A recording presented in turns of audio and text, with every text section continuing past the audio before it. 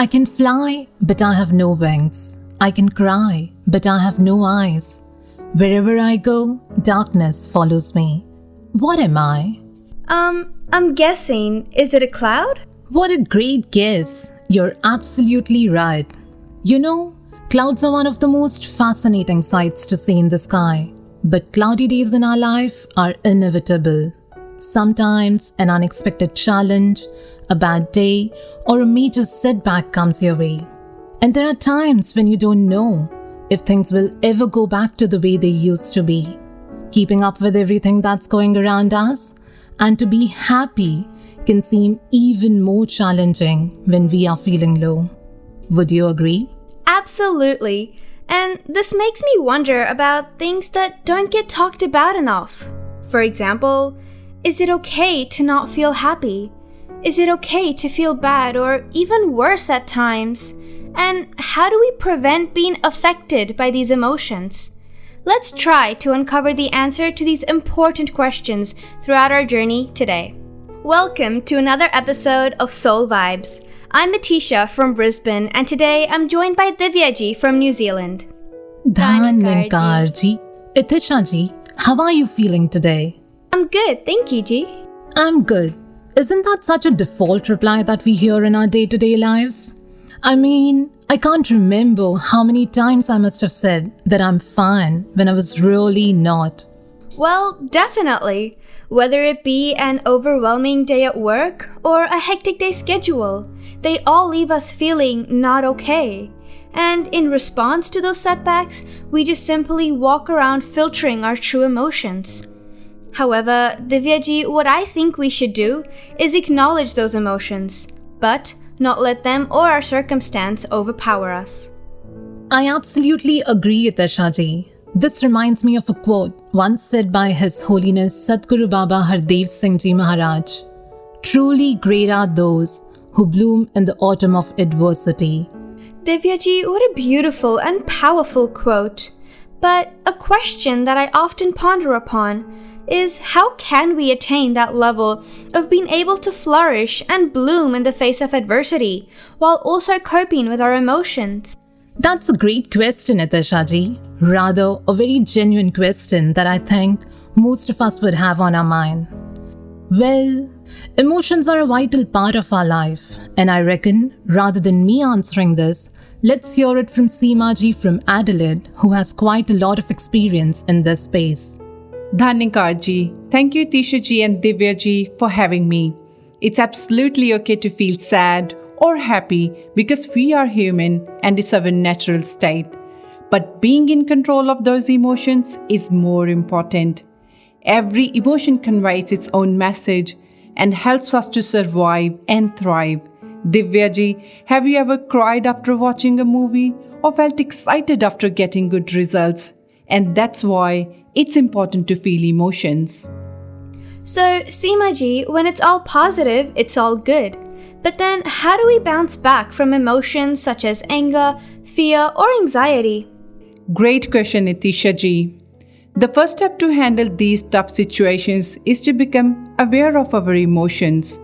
This is so important because it allows us to respond to the situation rather than simply react. Let me explain. Just like we use a fan regulator to change the speed of a fan, the same way we need an emotional regulator. By virtue of this, we could regulate our positive and negative feelings. It doesn't mean that we will not face any adverse situations in life, but if any such situations arise, we will be able to regulate our emotions, ground ourselves, and move forward. Thank you, Seema ji. This is really helpful. You're so passionate about mental well-being. What inspired you to start? Divya ji, let me share something very personal here. At a young age, I unexpectedly lost my dad. That triggered intense feelings of grief, and it was overwhelming. But I learned in that hard time that it's important to let yourself feel all of your feelings and acknowledge them. I accepted the reality. My family, friends, and Satsang helped me through the recovery process. And recently, Satguru Mata Sudikhsha ji said in her Vichar, One should remember the sweet memories of the person with a smile, not with tears. You know, whenever I think about my dad now, happy memories bring a smile to my face and I feel proud. Divyaji, the support and strength I got at that time inspired me to help others in similar situations. Wow. Thank you, Seemaji, for sharing your personal experience with us. There is so much we can learn from this, especially in our current times. Are there any practical tips that you think we should include in our lives? You know, we all have ability to learn and change by rewiring our brains, and this concept is called neuroplasticity.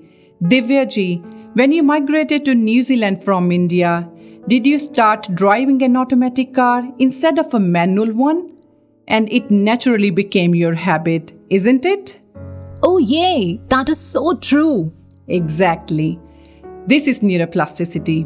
Let me also give you a simple acronym to remember. BACE. BASE. B is body care. Keep your body healthy, eat well, stay hydrated, and exercise. A is achieve. Set out to achieve something every day. Can be a big project or a small goal. C is connect. Contact your family and friends. Make time to be with others, even if just virtually. And E is enjoy. Enjoy every day. Do something fun. In fact, these activities help our brain by releasing chemicals which are natural anti-stress and antidepressant. Wow, what a simple and effective acronym to apply in our everyday lives. Thank you, Tisha ji. I also remember a beautiful example by Satguru Mata Sudikhsha ji, where she was explaining that if a thorn gets stuck in our foot, we remove it as soon as possible to relieve the pain and reduce the risk of infection. So why don't we do the same with our negative thoughts? When we become aware of the presence of negative thoughts in our mind, we should realize that if we will leave them there and do nothing, they will cause us pain. They will prick us. So we need to replace those negative thoughts with positive ones so that we can move forward. What an amazing crash course. Thank you, Seemaji, for sharing these practical tips. I'm certain they'll come in very handy in overcoming hurdles that life throws our way. Do you agree, Divyaji? Certainly. We all need our personal toolbox of stress management strategies. It could be reading a book for some, or engaging in their hobbies for others. But personally for me, music works every time. So let's hear a beautiful song by Nadarji from Christchurch.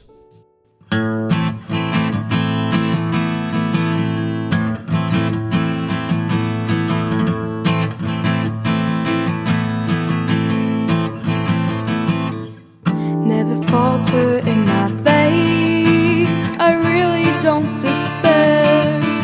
I try to be so helpful for people who really care. You're my rock in my sadness, you follow me everywhere.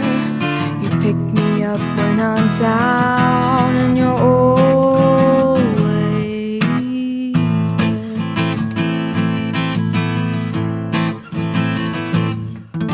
So help me, oh my Lord, I'm feeling down. Wipe away my sorrows and any frown. Give me strength to carry on in this material world where love is rarity and divisions are untold. Oh, la la la la.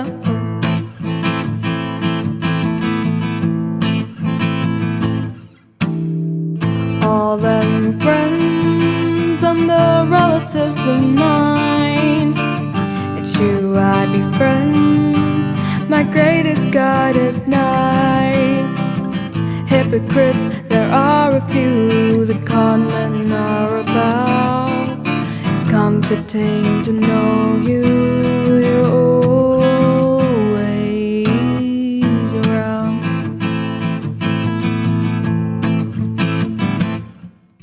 So help me, oh my Lord, I'm feeling down. wipe away my sorrows and any frown. Give me strength to carry on in this material world, where love is rarity and divisions are untold. Oh, la la la la. Sant Nirankari. What a beautiful song that was. This song always makes me feel so positive. It instills a sense of hopefulness and optimism within me. I agree, and on that note, I would like to introduce Kiranji from Melbourne, who is here to talk to us more about hope. Kiranji, what do you believe hope to be? Sant Nirankari, Divyaji and Atishaji, and to all our listeners. I think hope is something that is very personal to each of us. For some people, it can be an extremely powerful force, and yet for others, it might merely be an abstract concept. For me, I find I can easily fall into the trap of thinking that a glass is half empty rather than half full. But then, whenever I get a chance to talk to my parents back home in England, they remind me to keep my faith in Nirankar and see the positive side of things, and so they set me back on the right track. That's great, Kiranji. Thank goodness for our elders who are always here to inspire us. Absolutely, Divyaji. I think the elder generation certainly understands far better than us that strong connection between faith, hope, love, and resilience. It's definitely their inspiration that helps keep us grounded and anchored. And you know, I was actually just reading about one such elder Gursikh from our mission the other day, Papa Ramchandji. Is that Papa Ramchandji from Kapurthala, Kiranji? Yes, Atishaji. You know, his life is so inspirational because he lived it completely in the will of Nirankar. He would often say that sometimes things happen in life that are not to our liking, and in that moment we might feel anxious or depressed, but with the passage of time, we will come to appreciate God's plan, and in doing this, we will realize that what happened was a far better outcome than we could ever have imagined. And that's exactly why we have to stay hopeful, right, Kiranji? It certainly is, Atishaji. We have to stay hopeful, and we have to have faith and trust in the Satguru and in Nirankar. Again, there's a really beautiful little story that I read when I was reading about Papa Ramchandji, which illustrates this very concept. So there was one particular Mahapurush in Kapurthala's Satsangat at that time called Sevaramji, who wanted to buy a business near the local bus depot with a view to setting up a little tea shop there.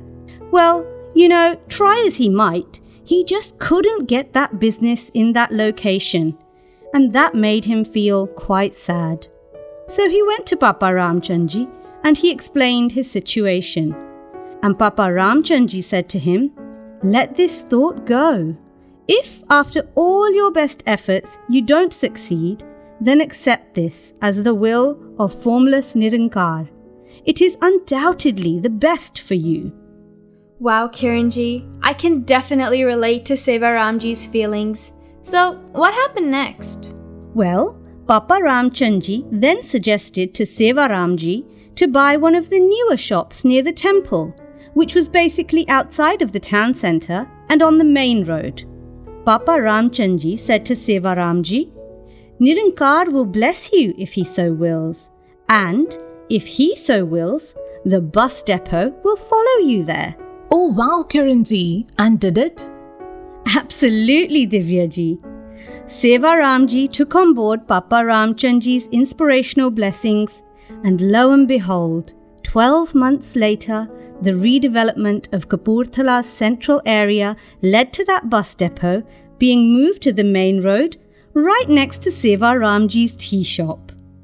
And you know, Divyaji, Sevaji's business flourished and thrived, and he realized that had he followed his own limited will, those abundant blessings could never have flooded into his life.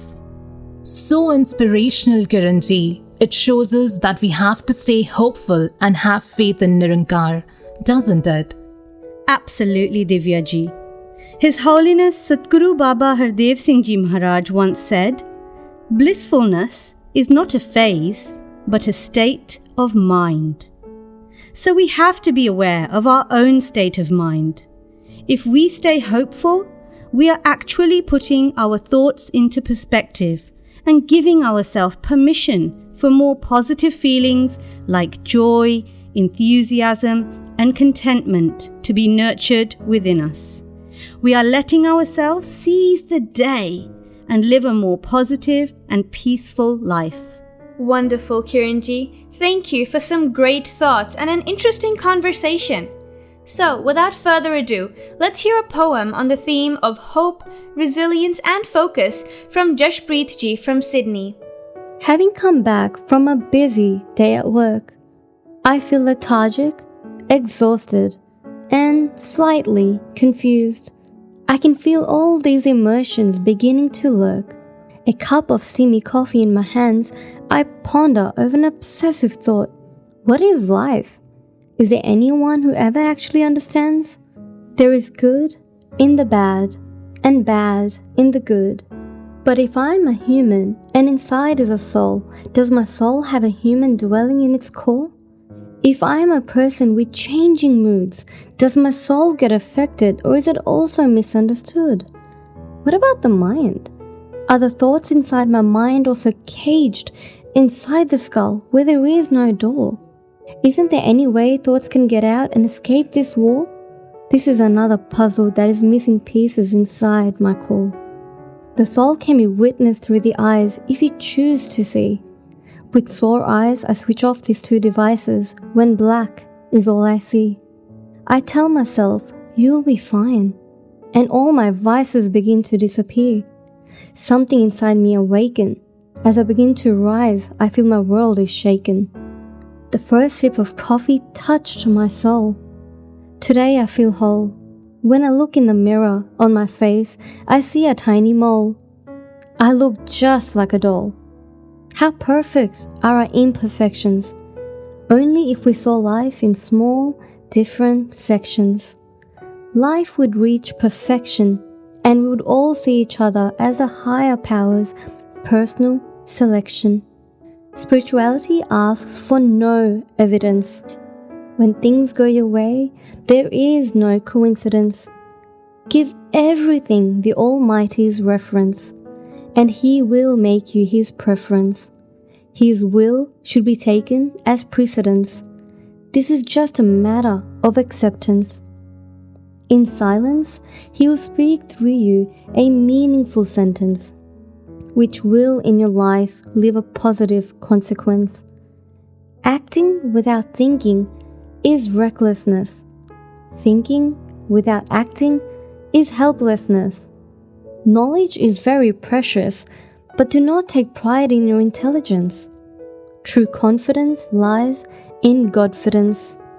Just as I slept and woke up anew, just as the moon came up and went, just as the sun came up this morning and will go again, our worries, problems, and negativity will also lose grip if we choose to let them go. I was feeling a bit lost, and maybe I was discontent. Still, I set my alarm for the morning, and that is hope. Even if life continues to flow, I will be content. Even if life continues to flow, I will be content. What a beautiful poem. Isn't this the biggest sign of hope? That we sleep at night with the hope to wake up the next morning. Absolutely. As it's also said, Divyaji, it's always darkest before dawn, and true confidence lies in Godfidence, which gives us hope. That's true. Now we are reaching our last segment where I would like to introduce Amitji from Perth to shed some light on the importance of positivity and spirituality. Amitji, according to you, how do spirituality and hope interrelate? And how does this establish a positive mental and emotional well-being? Dhaninkarji, Divyaji, Itishaji, and to all our listeners. Spirituality, simply defined, is forming a connection with this formless Almighty Nirankar. If this connection is pure and full of belief, it establishes a sense of hope within the individual and a feeling similar to what a child experiences in the presence of their mother, that despite whatever situation arises, my mother will save me.